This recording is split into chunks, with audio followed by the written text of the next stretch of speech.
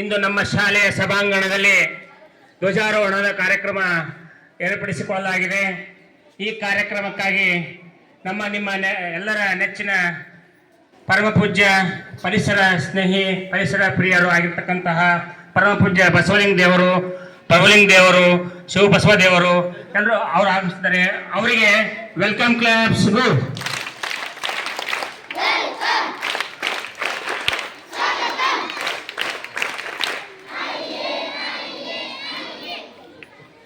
ಇವಾಗ ಪೂಜ್ಯರಿಂದ ಹಾಗೂ ಮುಖ್ಯ ಗುರುಗಳ ವತಿಯಿಂದ ಸರ್ದಾರ್ ವಲ್ಲಭಾಯಿ ಪಟೇಲ್ ಅವರು ಹಾಗೂ ಅಪ್ಪಾಜಿಯವರ ಹಾಗೂ ಬಸವಣ್ಣನವರ ಭಾವಚಿತ್ರಕ್ಕೆ ಪೂಜೆ ನೆರವೇರುತ್ತದೆ.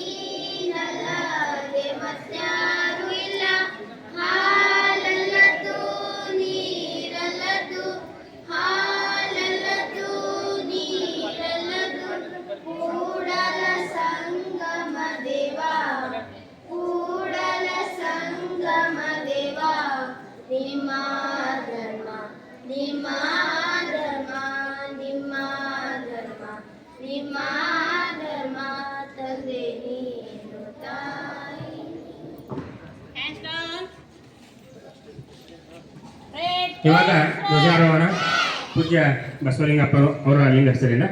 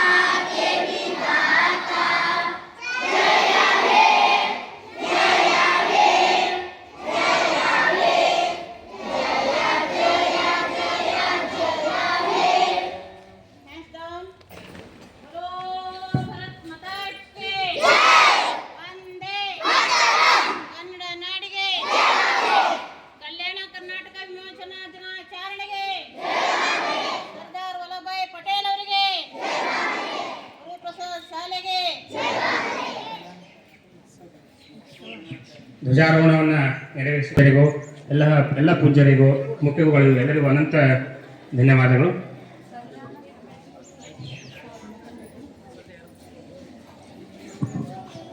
ಎಲ್ಲ ವಿದ್ಯಾರ್ಥಿಗಳೇ 20 ನಿಮಿಷದಲ್ಲಿ ಕಾರ್ಯಕ್ರಮ ಮುಗಿಯುತ್ತದೆ.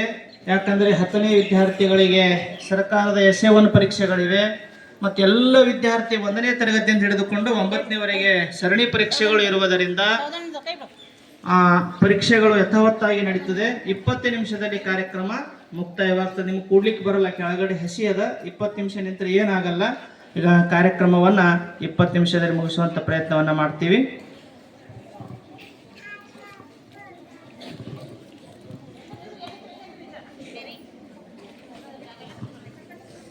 ಇವಾಗ ನಮ್ಮ ಗುರುಪ್ರಸಾದ್ ಶಾಲೆಯ ಮುಖ್ಯ ಉಪಾಧ್ಯಾಯರಾದಂಥ ಸವಿತಾ ಬೋರೆ ಮೇಡಮ್ ಅವರಿಂದ ಸ್ವಾಗತ ನುಡಿಗಳು.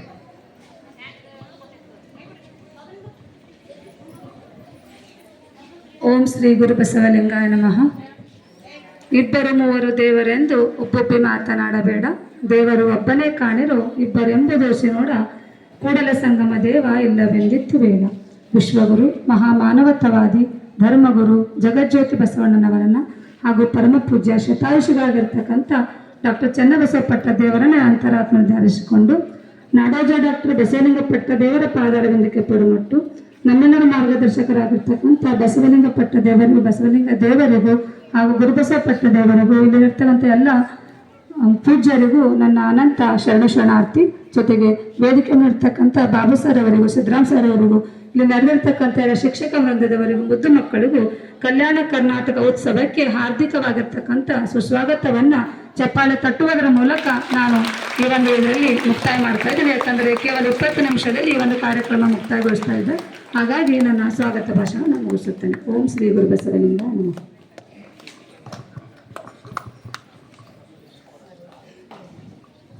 ಸ್ವಾಗತ ನುಡಿಯನ್ನು ನುಡಿದಿರ್ತಕ್ಕಂಥ ಮುಖ್ಯಗಳಿಗೆ ಅನಂತ ಧನ್ಯವಾದಗಳು.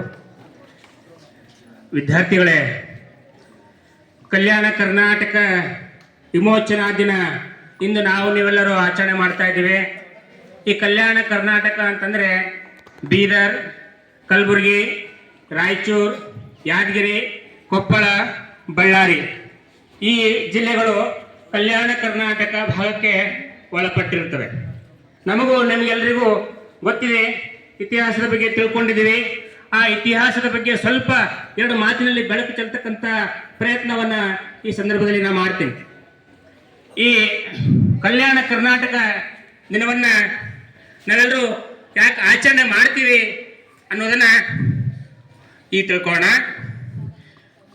ನಮಗೆಲ್ಲರಿಗೂ ಗೊತ್ತಿರುವ ಹಾಗೆ ನಮ್ಮ ಗೋರ್ಟಾ ಗ್ರಾಮದ ಹಾಗೂ ಈ ಹೈದರಾಬಾದ್ ಕರ್ನಾಟಕ ಭಾಗದ ಈ ಒಂದು ಜನರಿಗೆ ಈ ಒಂದು ರಜಾಕಾರ ಅಥವಾ ನಿಜಾಮರ ಆಳ್ವಿಕೆಯಿಂದ ಮುಕ್ತಿಯನ್ನು ದೊರೆತಕ್ಕಂತಹ ದಿನ ಇದು. ನಮಗೆಲ್ಲರಿಗೂ ಗೊತ್ತಿರುವ ಹಾಗೆ ಈ ಗೋರ್ಟಾ ಹತ್ಯಾಕಾಂಡದ ಬಗ್ಗೆ ಸ್ವಲ್ಪ ನಿಮಗೆ ತಿಳಿಸ್ತೇನೆ. ಈ ಗೋರ್ಟಾ ಗ್ರಾಮದಲ್ಲಿ ಈ ಒಂದು ರಜಾಕಾರರ ಅಮಾನವೀಯ ಪೈಶಾಚಿಕೆ, ಅತ್ಯಾಚಾರ, ಹೌದಾ, ಈ ದುರ್ನಡತೆ ಎಲ್ಲವೂ ಅಲ್ಲಿ ನೋಡ್ಲಿಕ್ಕೆ ಸಿಕ್ತು ನಮಗೆ.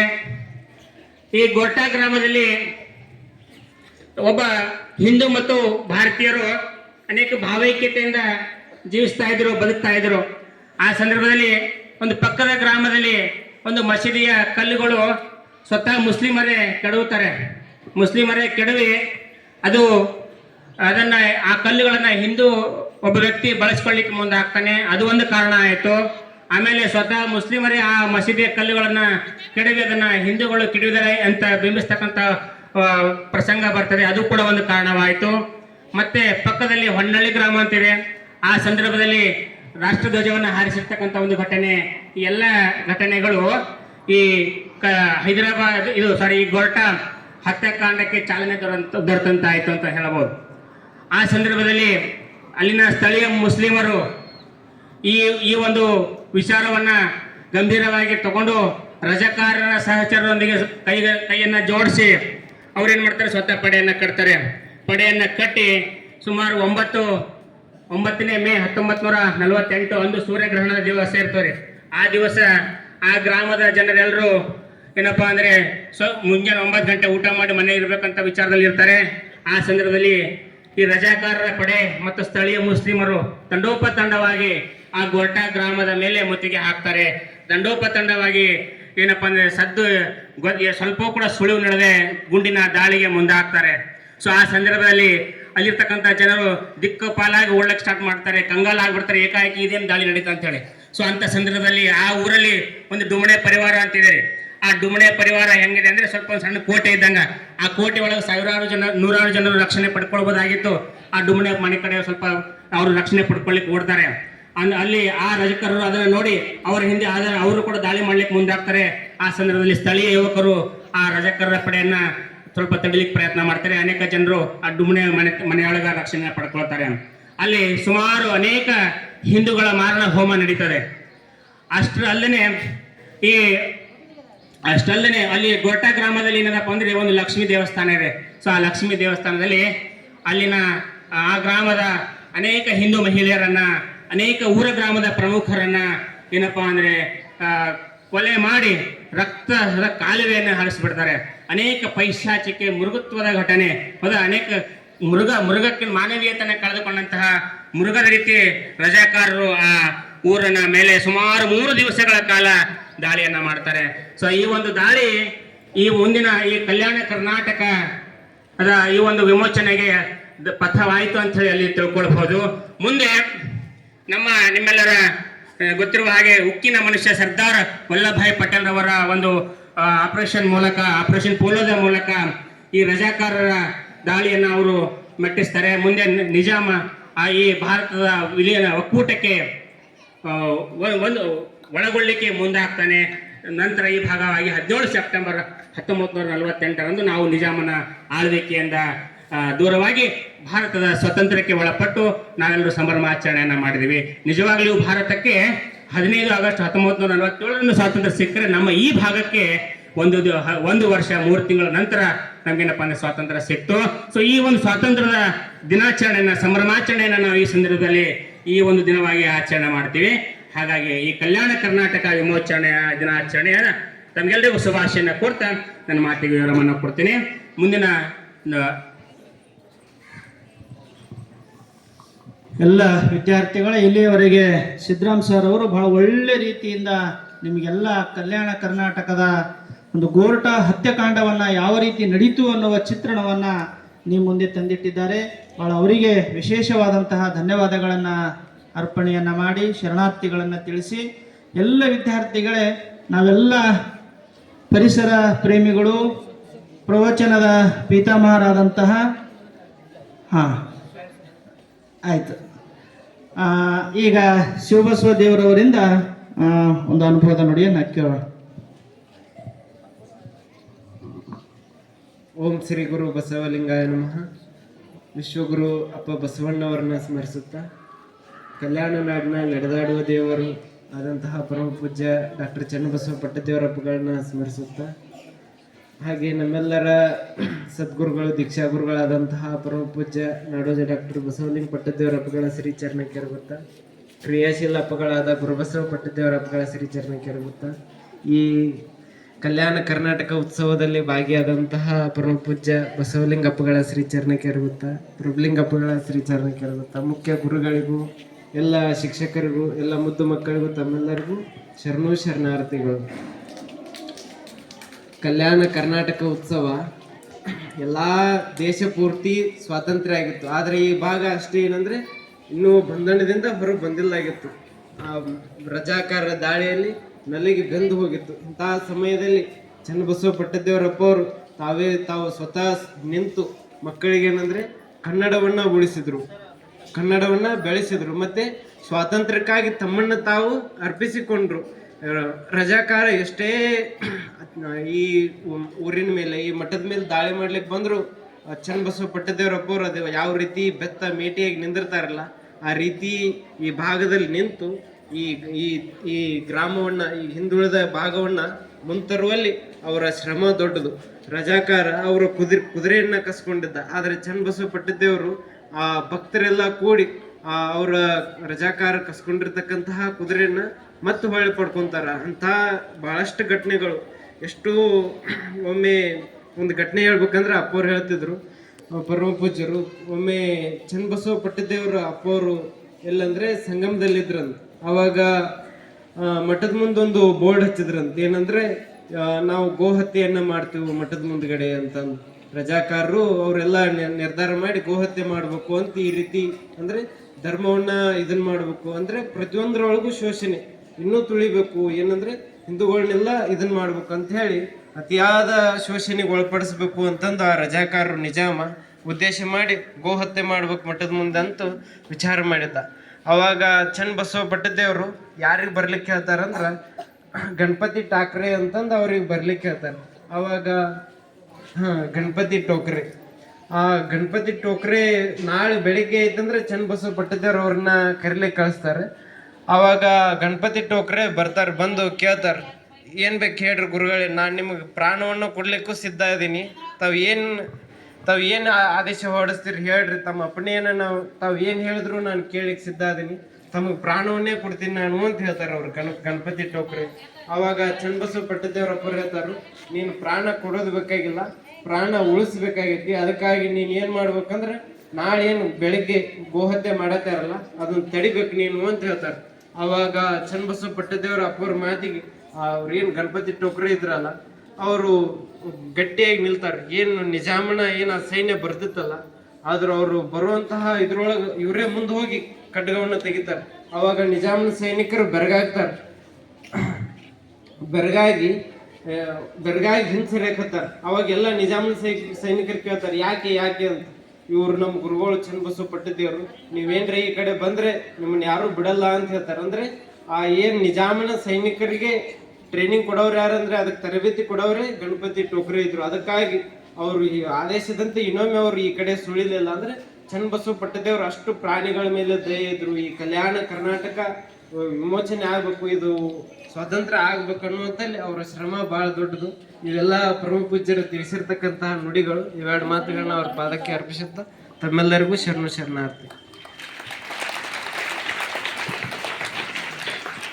ಶಿವಬಸವ ದೇವರವರಿಗೆ ಅನಂತ ಧನ್ಯವಾದಗಳು. ಇವಾಗ ನೇರವಾಗಿ ಪರಮ ಪೂಜ್ಯರ ಬಸವಲಿಂಗಪ್ಪನವರಿಂದ ಆಶೀರ್ವಚನ.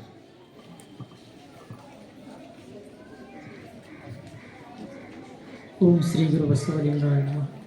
ಬ ಎಂಬಲ್ಲಿ ಅನ್ನಭವಾಗಿತ್ತು, ಸ ಎಂಬಲ್ಲಿ ಸರ್ವಜ್ಞನಾದೆನು, ಉವ ಎಂದು ವಚಿಸುವಡೆ ವಸ್ತು ಚೈತನ್ಯಾತ್ಮಕನಾದೆನು.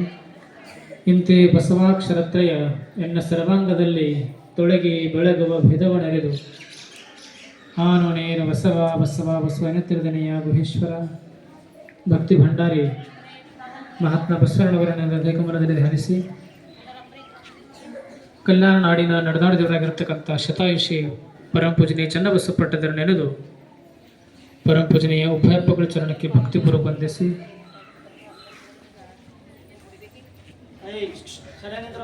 ಇರುವರ ಪೂಜ್ಯರಿಗೂ ಎಲ್ಲ ಶಿಕ್ಷಕರಿಗೂ ತಮ್ಮೆಲ್ಲರ ಭಕ್ತಿಯ ಶೌಶ. ಇವತ್ತೇನದ ಏನು ಕಲ್ಯಾಣ ಕರ್ನಾಟಕ ಉತ್ಸವ ದಿನಾಚರಣೆ. 15ನೇ ಆಗಸ್ಟಿಗೆ ಇರೋದು ಸ್ವಾತಂತ್ರ್ಯೋತ್ಸವ, 26 ಜನವರಿಗೆ ಇರೋದು ಗಣರಾಜ್ಯೋತ್ಸವ, 17ನೇ ಸೆಪ್ಟೆಂಬರ್ಗೆ ಇರೋದು ಕಲ್ಯಾಣ ಕರ್ನಾಟಕ ಉತ್ಸವ.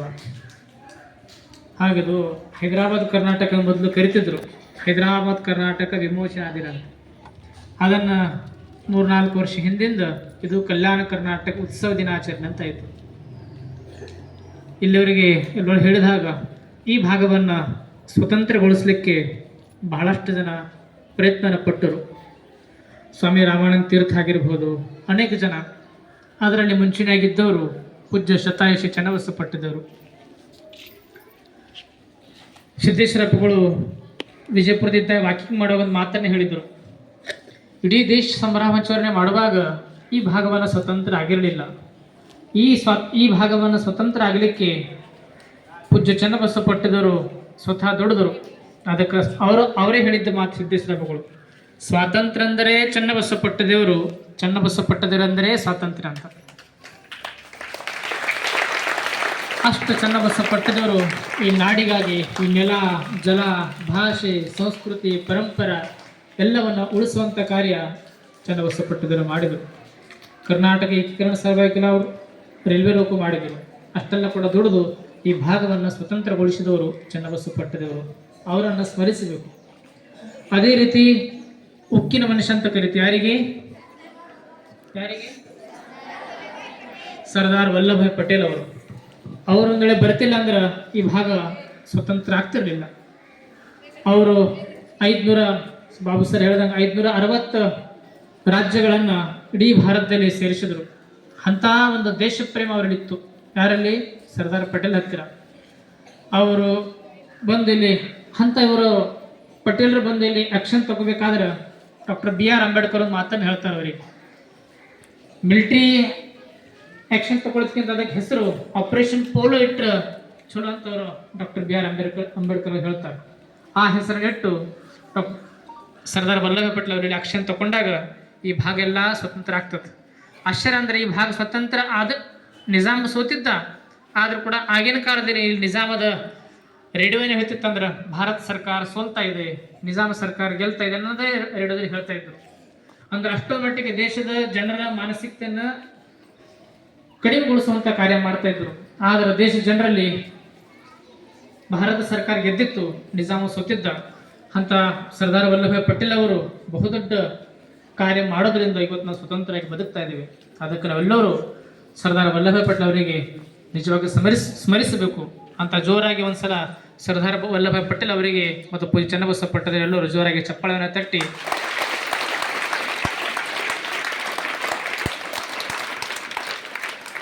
ನೆನೀಬೇಕು ಅಂತ ಅವರು ಇದ್ದರಂತ ತಿಳ್ಕೊಂಡು ನಾವು ಈ ಭಾಗ ಸ್ವತಂತ್ರ ಆಯಿತು. ಈಗ ತನ್ನ ಪೂಜ್ಯರು ಹೇಳಿದಂಗೆ ಅಷ್ಟು ಭಯಾನಕ ವಾತಾವರಣ ಇತ್ತು. ಅದಕ್ಕೆ ಹಂತವನ್ನ ಚಿತ್ರಣ ಹಿಂದಿನ ಜನವನ್ನು ಅನುಭವಿಸಿದರು. ಅದಕ್ಕೆ ಸ್ವಾತಂತ್ರ್ಯ ಅನ್ನೋದು ನಮಗೆ ಗೊತ್ತಿಲ್ಲ. ಆದರೆ ಆ ಸ್ವಾತಂತ್ರ್ಯವನ್ನು ಪರತಂತ್ರದ ಸ್ಥಿತಿ ಏನಿತ್ತು, ದುರಾಳ ಸ್ಥಿತಿ, ಅದನ್ನು ಅನುಭವಿಸಿದರೆ ಮಾತ್ರ ಸ್ವಾತಂತ್ರ್ಯದ ಮಹತ್ವ ಗೊತ್ತಾಗ್ತದೆ. ಹಂತವನ್ನು ಕಷ್ಟ ದಿನಗಳನ್ನು ಚನ್ನಬಸವ ಪಟ್ಟದೇವರು ಸಹಿಸಿದರು. ಯಾವಾಗ ಅವರು ಸೋಲಾಪುರಕ್ಕೆ ಹೋಗುವಂಥ ಪ್ರಸಂಗ ಬಂತು, ಏನು ಹನಗಲ್ ಕುಮಾರೇಶ ಉಚಿತ ಪ್ರಸಾದದಲ್ಲಿ 1936ರಲ್ಲಿ ಸ್ಥಾಪನೆ ಮಾಡಿದರು. ಈ ಮಕ್ಕಳಿಗೆ ಆಶ್ರಯವನ್ನು ಕೊಡಬೇಕಲ್ಲ, ಇವರಿಗೆ ಅನ್ನ ನೀರೆಲ್ಲ ಕೊಡಬೇಕಲ್ಲ. ಇಲ್ಲಂತೂ ಭಯಾನಕ ವಾತಾವರಣ. ಅಂಥ ಸಮಯದಲ್ಲಿ ಈ ಮಕ್ಕಳಿಗೆ ಸೋಲಾಪುರದಲ್ಲಿ ಒಯ್ದು ಇಡ್ತಾರಪ್ಪ ಅವರು. ಸೋಲಾಪುರದಲ್ಲಿ ರೈಲ್ವೆದಲ್ಲಿ ಕರ್ಕೊಂಡು ಹೋಗ್ಬೇಕಾದ್ರೆ ಇಡೀ ರೈಲ್ವೆ ತುಂಬ ಎಲ್ಲರೂ ಹತ್ತಿದತ್ತು, ಎಲ್ಲರ ಕಣ್ಣಾಗ ನೀರು. ಎಲ್ಲರೂ ಬಂದು ಅಪ್ಪರೇ ನಮಗೆ ಹಿಂಗಾಯ್ತು, ಅವ್ರು ಬಂದು ನಮಗೆ ಲೂಟಿ ಮಾಡಿದ್ರು, ನಮ್ಮ ಬಂಗಾರ ಕತ್ಕೊಂಡು ಹೋದ್ರು, ನಮ್ಮ ಮನೆಗೆ ಅತ್ಯಾಚಾರ ಮಾಡಿದ್ರು. ಇಡೀ ರೈಲ್ವೆ ತುಂಬ ಹತ್ತಿದತ್ತು. ಎಲ್ಲರೂ ತಮ್ಮ ಗೋಳ ಹೇಳ್ತಿದ್ರು. ಅಷ್ಟು ಭಯಾನಕ ರೈಲ್ವೆ, ಇಡೀ ರೈಲ್ವೆ ತುಂಬ ಅದೇ ಸುದ್ದಿ. ಚನ್ನಬಸವ ಪಟ್ಟದೇವರು ಮಕ್ಕಳನ್ನು ಅಲ್ಲಿ ಬಿಟ್ಟು ಅವ್ರಿಗೆ ಇರಲಿಕ್ಕಾಗಲಿಲ್ಲ. ಈ ಜನರಿಗೆ ಇಲ್ಲಿ ಭಯಾನಕ ಸ್ಥಿತಿಗಿಟ್ಟು ನಾನು ಅಲ್ಲಿ ಹೆಂಗೆ ಸುಖವಾಗಿರಲಿ ಅಂತ ತಿಳ್ಕೊಂಡು ಆ ಮಕ್ಕಳಿಗೆ ಆಶ್ರಯ ಕೊಡ್ರಿ ಅಂತ ತಿಳ್ಕೊಂಡು ಅಪ್ಪ ಸಾಹೇಬ್ ವಾರದವರಿಗೆ ಒಪ್ಪಿಸಿ ಮತ್ತು ಚನ್ನಬಸವ ಪಟ್ಟದೇವರು ಇಲ್ಲಿ ಬರ್ತಾರೆ. ಅಷ್ಟೊಂದು ಕೂಡ ಬಹುದೊಡ್ಡ ಕಾರ್ಯವನ್ನು ಚನ್ನಬಸವ ಪಟ್ಟದೇವರು ಮಾಡಿದರು. ಅಂತ ಬಹುದೊಡ್ಡ ಹಲವಾರು ಜನ ಈ ಸ್ವಾತಂತ್ರ್ಯ ಸಲುವಾಗಿ ದುಡಿದರು. ಗೊರಟ ಹತ್ಯಾಕಾಂಡ ಹೆಂಗೆ ಜಾಲಿವಾನ ಬಾಗ್ ಅಂತ ಕರಿತೀವಿ, ಹಾಗೆ ಎರಡನೇ ಜಾಲಿವಾನ ಬಾಗ್ ಅಂದ್ರೆ ಅದು ಗೊರಟ ಹತ್ಯಾಕಾಂಡ. ಹಂತವನ್ನು ಸ್ವಾತಂತ್ರ್ಯಗೊಳಿಸ್ಲಿಕ್ಕೆ ಅವರಿರುವರು ಜನ ತ್ಯಾಗ ಮಾಡಿದ್ದಾರೆ, ಅವ್ರನ್ನ ನಾವು ಸ್ಮರಿಸಬೇಕು. ಇನ್ನೊಂದು ಮಾತು, ಚನ್ನಬಸವ ಪಟ್ಟದೇವರು 108 ವರ್ಷ ಬಾಳಿದರೆ ಸಮೇತ ಅವರ ದೇಹ ಬಲಿಷ್ಠಿತ್ತು. 100ನೇ ವಯಸ್ಸಿನ ಸಮೇತ ಅವರು ಕಡ್ಲೆ ತಿಂತಿದ್ರಂತ ದೊಡ್ಡಪ್ಪ ಹೇಳ್ತಾರೆ. ಅದಷ್ಟು ದೇಹ ಅವರು ಗಟ್ಟಿತ್ತು. ಮತ್ತು ವಲ್ಲಭ ಪಟೇಲ್ ಅಂತ ಕರಿತೀವಿ, ಉಕ್ಕಿನ ಮನುಷ್ಯನ ಕರಿತೀವಿ, ಅವರು ಕೂಡ ಗಟ್ಟಿದ್ರು ಅಂತ. ಅದಕ್ಕೆ ಮಕ್ಕಳೇ ನೀವು ಕೂಡ ಹೆಂಗಾಗಬೇಕಂದ್ರೆ ಸರ್ದಾರ್ ವಲ್ಲಭ ಪಟೇಲ್ ಆದಂಗೆ ಆಗಬೇಕು ಮತ್ತು ಚನ್ನಬಸವ ಪಟ್ಟದೇವರು ಆದಂಗೆ ಆಗಬೇಕು. ಇವತ್ತು ನಿಮ್ಮ ಸರ್ದಾರ್ ವಲ್ಲಭ ಪಟೇಲ್ ಹೆಂಗಿದ್ರು, ಉಕ್ಕಿನ ಮನುಷ್ಯ ಗಟ್ಟಿದ್ರು, ಹಾಗೆ ನೀವು ಕೂಡ ಗಟ್ಟಿಯಾಗಿರ್ಬೇಕು. ಅಷ್ಟು ಬಲಿಷ್ಠ ದೇಹ ಇರಬೇಕು ನಿಮ್ಮದು. ಚನ್ನಬಸವ ಪಟ್ಟದೇವರು ಹೆಂಗಿದ್ರು, ಅವರು ಕೂಡ ಗಟ್ಟಿದ್ರು. ಮತ್ತು ನೀವು ಕೂಡ ಈಗ ಎಷ್ಟು ಚಲೋ ಕಾಣ್ತಾ ಇದ್ದೀರಿ ಗೊತ್ತು. ಏನು ಡ್ರೆಸ್ ಹಾಕ್ಕೊಂಡು ಹೊಸ ಬಟ್ಟೆ ಕೊಟ್ಟಾರೆ ನಿಮಗೆ, ಮೊದಲಿನಕ್ಕಿಂತ ಈಗ ಎಷ್ಟು ಚಲೋ ಕಾಣ್ತಾ ಇದ್ದೀರಿ. ಹಾಗೆ ನಿಮ್ಮ ಬಟ್ಟೆ ನೋಡೋಣ ಚನ್ನಬಸವ ಪಟ್ಟದೇವರು ನಿಂತಂಗೆ ಕಾಣಿಸ್ತಾ ಇದೆ. ಅಷ್ಟು ಚಲೋ, ಅಷ್ಟು ಉತ್ಸಾಹ ನಿಮ್ಮಲ್ಲಿ ಕಾಣ್ತಾ ಇದೆ. ಬೇಕು ಜೀವನದಲ್ಲಿ ಇಷ್ಟು ಶಿಸ್ತತೆ ಬೇಕು, ಶಿಸ್ತದ. ಮತ್ತು ಯಾರು ಕೂಡ ಇಷ್ಟೊತ್ತು ನಿಂತೇವೆ. ಸಣ್ಣ ಸಣ್ಣ ನೋಡ್ರಿ, 1ನೇ ತರಗತಿ ಮಕ್ಕಳು, ಒಬ್ಬ ಮಕ್ಕಳು ಕುಂತಿಲ್ಲ, ಎಲ್ಲ ನಿಂತದಾರ ಅಂದ್ರೆ ನಿಮ್ಮಲ್ಲಿ ಉತ್ಸಾಹ ಅಂತ ಅರ್ಥ. ನಿಮ್ಮಲ್ಲಿ ಸಾಮರ್ಥ್ಯದ, ನೀವೆಲ್ಲ ಭಾರತದ ಪ್ರಜೆಗಳು, ಅಷ್ಟು ಗಟ್ಟಿದ್ದೀರಿ ನೀವು, ಭಾವಿ ಪ್ರಜೆಗಳು. ಹಾಗೆ ಅವ್ರು ಗಟ್ಟಿದ್ರು. ಚನ್ನಬಸವ ಪಟ್ಟದೇವರು 108 ವರ್ಷ ಬದುಕಿದ್ರು. ಸರ್ದಾರ್ ವಲ್ಲಭ ಪಟೇಲ್ ಕೂಡ ಉಕ್ಕಿನ ಮನುಷ್ಯ, ಅಷ್ಟೇ ಬಲಿಷ್ಠ ದೇಹ ಇತ್ತು. ನೀವು ಕೂಡ ಹಂಗೆ ಆಗಬೇಕಲ್ಲ. ಆಗ್ತಾರೆ ಆಗ್ಬೇಕಾದ್ರೆ ಏನು ಮಾಡಬೇಕು? ಚಲೋ ಊಟ ಮಾಡಬೇಕು. ಚಲೋ ಊಟ ಮಾಡ್ಬೇಕು. ಏನು ಕುರ್ಕುರಿ ತಿಂತೀರಿ? ಕುರ್ಕುರಿ ತಿಂದ್ರೆ ಗಟ್ಟಿ ಆಗ್ತಾರೇನು? ಆಗೋದಿಲ್ಲ. ಅದು ಗಟ್ಟಿ ಆಗಬೇಕಾದ್ರೆ ಚಲೋ ಆಹಾರ ತಗೋಬೇಕು, ಚಲೋ ಆಟ ಆಡಬೇಕು, ಚಲೋ ಊಟ ಮಾಡಬೇಕು. ಆಟ ಆಡ್ತೀರಿ? ಅದಕ್ಕೆ ಯಾರು ಚಲೋ ಆಟ ಆಡ್ತಾರಲ್ಲ ಅವ್ರ ದೇಹ ಚಲೋ ಇರ್ತದೆ. ಯಾರ ದೇಹ ಚಲೋ ಇರ್ತದೋ ಅವ್ರ ಮನಸ್ಸು ಚಲೋ ಇರ್ತದೆ. ಯಾರ ಮನಸ್ಸು ಚಲೋ ಇರ್ತದೆ ಅವ್ರ ಬುದ್ಧಿ ಚಲೋ ಕೆಲಸ ಮಾಡ್ತದೆ. ಯಾರ ಬುದ್ಧಿ ಚಲೋ ಕೆಲಸ ಮಾಡ್ತದೆ ಅವ್ರ ದೇಶಕ್ಕೆ ಏನಾದರೂ ಕೊಡಕ್ಕೆ ಸಾಧ್ಯ ಆಗ್ತದೆ. ಅದಕ್ಕೆ ಚನ್ನಬಸವ ಪಟ್ಟದವರು ಸರ್ದಾರ್ ವಲ್ಲಭಾಯ್ ಪಟೇಲ್ ಅವರು ದೇಹ ಚಲೋ ಇತ್ತು, ಅದರಿಂದ ಮನಸ್ಸು ಚಲೋ ಇತ್ತು. ಅವ್ರ ಮನಸ್ಸು ಚಲೋ ಇದ್ರಿಂದ ಮತಿ ಚಲೋ ಇತ್ತು. ಮತಿ ಚಲೋ ಇರೋದ್ರಿಂದಲೇ ಈ ಭಾಗವನ್ನು ಸ್ವತಂತ್ರಗೊಳಿಸಲಿಕ್ಕೆ ಸಾಧ್ಯ ಇತ್ತು. ಆ ನಿಟ್ಟಿನಲ್ಲಿ ನಾವು ಕೂಡ ಏನಾದರೂ ದೇಶಕ್ಕೆ ಕೊಡುಗೆ ಕೊಡಬೇಕಾಗಿತ್ತಂದ್ರೆ ಮೊಟ್ಟ ಮೊದಲು ನಮ್ಮ ದೇಹ ಚಲೋ ಇರಬೇಕು. ಅದಕ್ಕೆ ದೇಹವನ್ನು ಚಲೋ ಇರಬೇಕಾಗಿತ್ತಂದ್ರೆ ನಾವು ಚಲೋ ಆಟವನ್ನು ಆಡಬೇಕು. ಅದಕ್ಕೊಬ್ಬ ನಿಮ್ಮಂಗೆ ಒಬ್ಬ ಹುಡುಗ ಡಾಕ್ಟರ್ ಬಳಿ ಹೋದಂತ. ಡಾಕ್ಟರ್ ನನಗೆ ಹಸು ಆಗ್ತಾ ಇಲ್ಲ, ಉಂಡಿಂದ ಪಚನ ಆಗ್ತಾ ಇಲ್ಲ, ಅದಕ್ಕೆ ತಲೆ ಸುತ್ತಾ ಇದೆ, ಹೊಟ್ಟೆ ನೋಯ್ತಾ ಇದೆ ಅಂತ ಕೇಳ್ದಂತ. ಅವಾಗ ಡಾಕ್ಟರ್ ಹೇಳಿದ್ರು, ಇಲ್ಲ ನೀ ಅಂತ ವಿದ್ಯಾರ್ಥಿ ಅದಿ, ಚಲೋ ಆಟ ಆಡಬೇಕಲ್ಲ, ಆಟ ಆಡಿದ್ರೆ ಹಸು ಆಗ್ತಾಯಿಲ್ಲ, ಆಟ ಆಡ್ತೀನಿ ಅಂತಂದ. ಆ ಡಾಕ್ಟರ್ ಅಂದ್ರೆ ಏನೇನು ಆಟ ಆಡ್ತೀನಿ? Cricket, kabaddi, kho kho, volleyball, football ಎಲ್ಲ ಆಡ್ತೀನಿ ರೀ ಅಂತಂದ. ಡಾಕ್ಟರ್ ಕೇಳಿದ್ರು, ಎಷ್ಟೊತ್ತು ಆಡ್ತೀನಿ ಅಂತ ಕೇಳಿದ್ರಂತ. ಅವಾಗ ವಿದ್ಯಾರ್ಥಿ ಹೇಳ್ದಂತ, ಮೊಬೈಲ್ ಚಾರ್ಜ್ ಇಳಿಸ್ತಂಗೆ ಆಡ್ತಂತಂದಂತ. ಹಂಗೆ ಆಡಿದ್ರೆ ಗಟ್ಟಿ ಆಗ್ತಾರೆ? ಹಾಗಲ್ಲ. ಎಲ್ಲಿ ಆಡಬೇಕು? ಮೈದಾನದಾಗ ಆಡಬೇಕಾಗ್ತದೆ. ಅವಾಗ ನಾವು ಗಟ್ಟಿ ಆಗಕ್ಕೆ ಸಾಧ್ಯ ಆಗ್ತದೆ. ಹಾಗೆ ನಾವು ಆಟ ಆಡಿ ನಮ್ಮ ದೇಹ ವರಿಷ್ಠಗೊಳಿಸ್ಬೇಕು. ಏನೇ ನಾನು ಅಭ್ಯಾಸ ಮಾಡ್ತೀನಿ ಅದಕ್ಕೆ ದೇಶಕ್ಕಾಗಿ ಮಾಡ್ತೀನಿ. ನಾನು ಪಾಠ ಓದೋದು ದೇಶಕ್ಕಾಗಿ, ನಾನು ವಿದ್ಯಾಭ್ಯಾಸ ಮಾಡೋದು ದೇಶಕ್ಕಾಗಿ ಅನ್ನೋಂಥ ದೇಹ ಮೊದಲು ಗಟ್ಟಿ ಇಟ್ಕೊಂಡು ಆಮೇಲೆ ಮನಸ್ಸು ಕೂಡ ಕೇಂದ್ರೀಕೃತ ಮಾಡಿಕೊಂಡು ನೀವು ಅಭ್ಯಾಸ ಮಾಡಿದ್ರೆ ನೀವು ದೇಶಕ್ಕೆ ಏನಾದರೂ ಕೊಡುಗೆ ಕೊಟ್ಟಂಗೆ ಆಗ್ತದೆ. ಹಾಗೆ ಚನ್ನಬಸವ ಪಟ್ಟದವರಿಗೆ, ಸರ್ದಾರ್ ವಲ್ಲಭಾಯ್ ಪಟೇಲ್ ಅವರಿಗೆ ನಿಜವಾದ ನೀವು ಏನು ಕೊಡುಗೆ ಕೊಡಬೇಕಾಗಿತ್ತಂದ್ರೆ ನೀವು ಚಲೋ ಅಭ್ಯಾಸ ಮಾಡಿ ದೇಶ ಸೇವಾ ಮಾಡಿದ್ರೆ ಅದೇ ನಿಜವಾಗಿ ಕೊಡುಗೆ ಕೊಟ್ಟಂಗೆ. ಆ ನಿಟ್ಟಿನಲ್ಲಿ ತಾವು ಚಲೋ ಅಭ್ಯಾಸನ ಮಾಡಿ ಈ ಶಾಲೆ ನಿಯಮಗಳನ್ನು ಏನದಾವ ಅಷ್ಟು ಶಿಸ್ತವನ್ನು ನೀವು ಕಾಪಾಡ್ಕೋಬೇಕು. ಈ ಶಾಲೆ ನಿಯಮಗಳನ್ನೆಲ್ಲ ಅಳವಡಿಸ್ಕೊಂಡಾಗ ಅವಾಗ ನೀವು ದೇಶಕ್ಕೆ ಕೊಡುಗೆ ಕೊಟ್ಟಂಗೆ ಆಗ್ತಂತ ಮಾತನ್ನು ಹೇಳುತ್ತಾ ಹೆಚ್ಚಿನ ಸಮಯ ತೆಗೆದುಕೊಳ್ಳಾರ್ದೇ ಬಾಬು ಸರ್ ಹೇಳ್ದಂಗೆ 10 ಗಂಟೆ 15 ನಿಮಿಷ ಕಾರ್ಯಕ್ರಮ ಮುಗಿಸ್ಬೇಕು. ಆ ಸಮಯ ಆಗಿದೆ ಅಂತ ಹೇಳುತ್ತಾ ಮತ್ತು ಈ ನುಡುಗ ಆಡಲಿಕ್ಕೆ ಪ್ರೇರಣೆ ಕೊಟ್ಟಂಥ ಪರಮ ಪೂಜನೆ ಉಭಯಪಕರಿಸ್ತಾರೆ ವಂದಿಸಲು ಭಕ್ತಿಯ ಶ್ರವಣ ಶಾಂತಿ.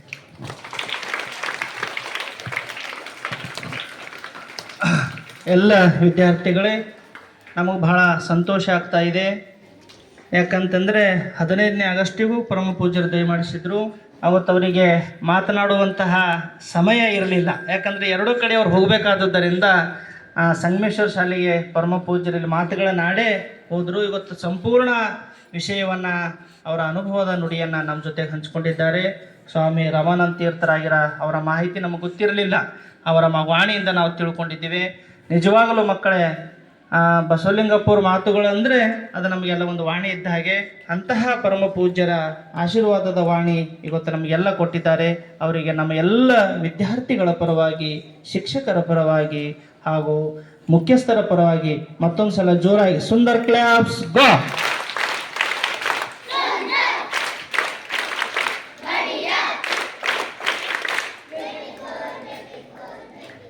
ಈಗೆಲ್ಲ ತಿಳಿತಲ್ಲ ಯಾಕೆ ಧ್ವಜ ಹಾರಿಸಿವಿ? ಯಾಕಂದ್ರೆ ಮೊನ್ನೆ 15ನೇ ಆಗಸ್ಟಿಗೆ ಧ್ವಜ ಹಾರಿಸಿವಿ, ಮತ್ತು ಒಂದೇ ತಿಂಗಳಲ್ಲಿ ಮತ್ತೆ ಧ್ವಜ ಹಾರಿಸಿವಿ. 1 ತಿಂಗಳು 2 ದಿವಸ ಆಯಿತು.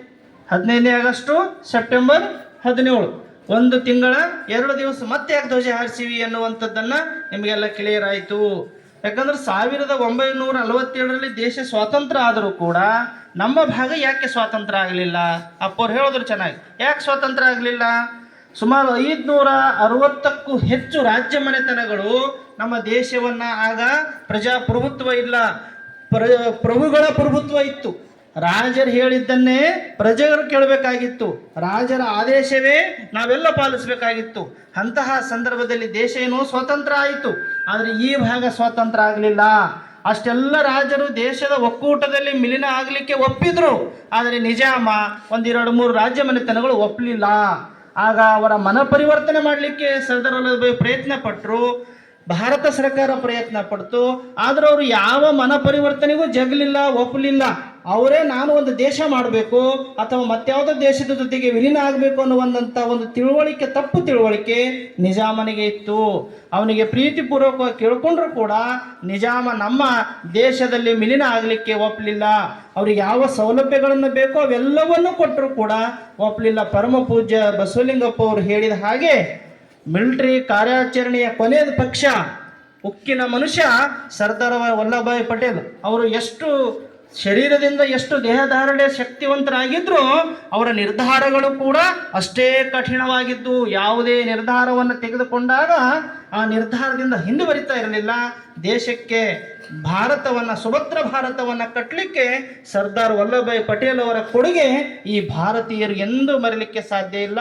ಅಂತ ಪಟೇಲ್ ಅವರ ಒಂದು ದೂರದೃಷ್ಟಿತ್ವ, ಅವರ ಒಂದು ಕಾಠಿಣ್ಯವಾದಂತಹ ಒಂದು ಗುರಿ, ಈ ದೇಶವನ್ನು ಒಗ್ಗೂಡಿಸಬೇಕು, ಈ ದೇಶವನ್ನು ಸುಭದ್ರ ರಾಷ್ಟ್ರವನ್ನು ಕಟ್ಟಬೇಕು ಅನ್ನುವಂಥ ಏಕೈಕ ಗುರಿಯಿಂದ ನಿಜಾಮನನ್ನು ಮಿಲಿಟರಿ ಕಾರ್ಯಾಚರಣೆ ಮಾಡಿ, ನಿಜಾಮನನ್ನು ಹತ್ತಿಕ್ಕಿ, ನಿಜಾಮನನ್ನು ಅರೆಸ್ಟ್ ಮಾಡಿ ಈ ದೇಶವನ್ನು ಈ ಭಾಗವನ್ನು ಈ ದೇಶದಲ್ಲಿ ವಿಲೀನ ಮಾಡಿ ಸ್ವಾತಂತ್ರ್ಯ ಆಗಲಿಕ್ಕೆ 1 ವರ್ಷ 1 ತಿಂಗಳು ಸಮಯ ಲೇಟಾಗಿ ಈ ಭಾಗಕ್ಕೆ ಸ್ವಾತಂತ್ರ್ಯವನ್ನು ಸಿಗುತ್ತು. ಆ ಕಾರಣಕ್ಕಾಗಿ ಪರಮ ಪೂಜ್ಯರು ಹೇಳಿದಾಗೆ ನಾವೆಲ್ಲ ಮೊದಲು ಹೈದರಾಬಾದ್ ಕರ್ನಾಟಕ ಅಂತ ನಾವು ಕರಿತಾ ಇದ್ದೀವಿ. ಒಂದು 6-7 ವರ್ಷಗಳ ಹಿಂದೆ ಇದನ್ನು ಕಲ್ಯಾಣ ಕರ್ನಾಟಕ ಮಾಡಿದಂಥ ಕೀರ್ತಿ ಬಹಳಷ್ಟು ಮಹಾಪುರುಷರದರಲ್ಲಿ ಹೋರಾಟ ಮಾಡಿ ಇದನ್ನು ಕಲ್ಯಾಣ ಕರ್ನಾಟಕ. ಯಾಕೆ ಕಲ್ಯಾಣ? ಬಸವಣ್ಣನವರು ಈ ಭಾಗವನ್ನು ಒಂದು ಧಾರ್ಮಿಕ, ಶೈಕ್ಷಣಿಕ, ಸಾಮಾಜಿಕವಾಗಿ ನಮಗೆ ಈ ಕಲ್ಯಾಣವನ್ನು ಮಾಡಿದ್ದಾರೆ. ಅದರ ಪ್ರತಿದೋತಕವಾಗಿ ಡಾಕ್ಟರ್ ಚನ್ನಬಸವ ಪಟ್ಟದೇವರನ್ನು ನಮಗೆಲ್ಲ ಈ ಶೈಕ್ಷಣಿಕವಾಗಿ, ಧಾರ್ಮಿಕವಾಗಿ ಪ್ರಗತಿಯನ್ನು ಹೊಂದಲಿಕ್ಕೆ ಬಹಳಷ್ಟು ಕೊಡುಗೆಯನ್ನು ಕೊಟ್ಟಿದ್ದಾರೆ. ಯಾವ ಭಾಗ ಹಿಂದಿತ್ತು ಆ ಭಾಗ ಮುಂದುವರೆದಿದೆ. ಇಂತಹ ಕಲ್ಯಾಣ ಕರ್ನಾಟಕದ ಉತ್ಸವ ದಿನಾಚರಣೆಯನ್ನು ನಮ್ಮ ಶಾಲೆಯಲ್ಲಿ ಅತ್ಯಂತ ಅದ್ದೂರಿಯಾಗಾಯಿತು. ಹಾಗಾಗಿ ಇಷ್ಟೇ ಬಹಳ ಸರಳವಾಗಿ ಪೂಜ್ಯರು ನಮಗೆಲ್ಲ ತಿಳಿಸ್ಕೊಟ್ಟಿದ್ದಾರೆ. ಅದಿಷ್ಟು ನಾವು ನೆನಪಿಟ್ಟುಕೊಂಡ್ರೆ ಸಾಕು ಅನ್ನುವಂಥ ಮಾತನ್ನು ತಿಳಿಸಿ, ಮತ್ತೊಂದು ಸಲ ಪರಮ ಪೂಜ್ಯ ಬಸವಲಿಂಗಪ್ಪ ಅವರಿಗೆ ಸಮಯವನ್ನು ಕೊಟ್ಟು ನಮ್ಮ ಶಾಲೆಗೆ ಬಂದು ಈ ಧ್ವಜಾರೋಹಣ ಕಾರ್ಯಕ್ರಮವನ್ನು ನೆರವೇರಿಸಿ ಆಶೀರ್ವಚನವನ್ನು ದಯಪಾಲಿಸಿದ ಪರಮ ಪೂಜ್ಯರಿಗೆ ನಿಮ್ಮೆಲ್ಲರ ಪರವಾಗಿ ಭಕ್ತಿಪೂರ್ವಕ ವಂದನೆ, ಅಭಿನಂದನೆಯನ್ನು ಚಪ್ಪಾಳೆ ತಟ್ಟುವುದರ ಮುಖಾಂತರ ಶರಣಾರ್ಥಿಗಳನ್ನು ತಿಳಿಸೋಣ. ಅದರ ಜೊತೆಗೇ ಪರಮ ಪೂಜ್ಯರಾದಂತಹ ಪ್ರಭುದೇವರವರಿಗೂ ಕೂಡ, ಶಿವಬಸವ ದೇವರವರಿಗೂ ಕೂಡ ನಿಮ್ಮೆಲ್ಲರ ಪರವಾಗಿ ವೇದಿಕೆಯ ಮುಖೇನ ಅವರಿಗೂ ಕೂಡ ವಂದನೆ, ಅಭಿನಂದನೆ, ಶರಣಾರ್ಥಿಯನ್ನು ಸಲ್ಲಿಸಿ ಪರಮ ಪೂಜ್ಯರು ಬಹಳ ಖುಷಿಯನ್ನು ವ್ಯಕ್ತಪಡಿಸಿದರು. ನಿಮ್ಮೆಲ್ಲ ಶಿಸ್ತು, ಡ್ರೆಸ್ ಕೋಡು, ಅಪೋರು ಇವತ್ತು ಮಠದಲ್ಲಿ ಇಲ್ದು ಸುಮಾರು 16-17 ದಿವಸಗಳಾಯಿತು. ಬಹಳ ವ್ಯವಸ್ಥಿತವಾಗಿ ಎಲ್ಲ ಕೆಲಸಗಳನ್ನು ಪರಮ ಪೂಜ್ಯ ಬಸವಲಿಂಗಪ್ಪ ಅವರ ಹೆಗಲ ಮೇಲಿದೆ. ಪ್ರತಿಯೊಂದು ಅಪ್ಡೇಟನ್ನು ನಮ್ಮ ಶಾಲೆ ನಡೆಯುವಂಥದ್ದನ್ನು, ನಮ್ಮ ಟೈಮ್ ಟೇಬಲು, ನಮ್ಮ ಸ್ಟಡಿಯವರು, ನಮ್ಮ ವಸತಿ, ಮುಂಜಾನೆ ಸಾಮೂಹಿಕ ಪೂಜೆ, ರಾತ್ರಿ ಪ್ರಾರ್ಥನಾ, ದಿನನಿತ್ಯದ ಚಟುವಟಿಕೆಯನ್ನು, ಪ್ರಸಾದ ಎಲ್ಲವನ್ನ ಪರಮ ಪೂಜ್ಯರು ಅವಲೋಕನ ಮಾಡಿ ನಮಗೆ ಕಾಲಕ್ಕೆ ಮಾರ್ಗದರ್ಶನವನ್ನು ಮಾಡ್ತಾ ಇದ್ದಾರೆ. ಹಾಗಾಗಿ ಅಪ್ಪೋರು ಅಲ್ಲೇ ಇದ್ದರೂ ಕೂಡ ಅಪ್ಪೋರು ಇಲ್ಲೇ ಇದ್ದಾರೆ ಅನ್ನುವ ಹಾಗೆ ನಮ್ಮ ವ್ಯವಸ್ಥೆಯನ್ನು ನಡೀತಾ ಇವೆ ಅನ್ನುವಂಥ ಮಾತನ್ನು ನಿಮ್ಮೆಲ್ಲ ಶಿಕ್ಷಕರು, ಯಾಕಂತಂದರೆ ಎಲ್ಲ ಶಿಕ್ಷಕರಿಗೂ ಪರಮ ಪೂಜ್ಯರು ಹೋಗುವಾಗ ಹೇಳಿ ಹೋಗಿದ್ರು, ನಿಮ್ಮ ಗಮನಕ್ಕಿರಲಿ ಅನ್ನುವಂಥ ಮಾತನ್ನು ತಿಳಿಸಿ ಈಗ ಈ ಕಾರ್ಯಕ್ರಮವನ್ನು ಒಂದೇ ಮಾತರದೊಂದಿಗೆ ನಾವು ಮುಕ್ತಾಯ ಮಾಡೋಣ. Class Savdhaan.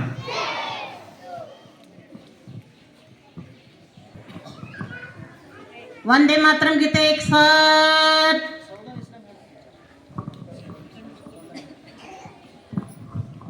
Parade western, parade south band. Vande Mataram गीत एक साथ.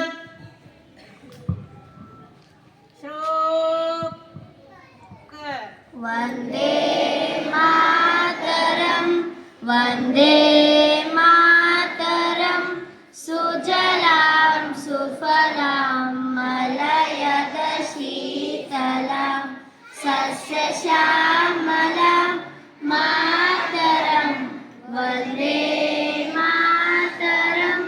शुभ्रजोत्स्ना पुलकितयामिनी फुलकुसुमिता द्रुमदलशोभिनी सुहासिनी सुमधुरभाषिणी सुखदां वरदां मातरं वन्दे मातरं ವಂದೇ ಮಾತರಂ. बोलो भारत माता की ಜೈ वंदे ಮಾತರಂ. कन्नड़ नाडिगे ಜಯವಾಗಲಿ. hands down.